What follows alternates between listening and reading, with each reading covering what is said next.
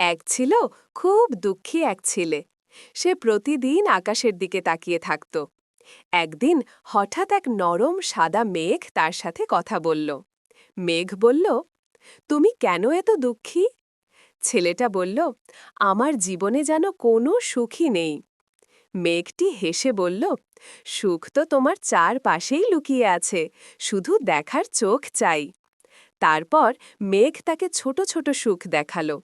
বন্ধুর হাসি, মাটিতে ফুটে ওঠা ছোট্ট ফুল, মায়ের দেওয়া গরম খাবার আর সন্ধ্যার ঠান্ডা বাতাস। ছেলেটা বুঝল, সুখ বড় কিছু নয়, ছোট ছোট মুহূর্তই মনকে আনন্দে ভরে দিতে পারে। মেঘ বলল, মনে রাখবে, মন ভালো রাখতে হলে প্রতিদিন একটু করে সুখ খুঁজে নিতে হবে। সেদিন থেকে ছেলে আর দুঃখী থাকে না। সে জানে সুখ ঠিক কাছেই থাকে, শুধু খুঁজে নিতে হয়।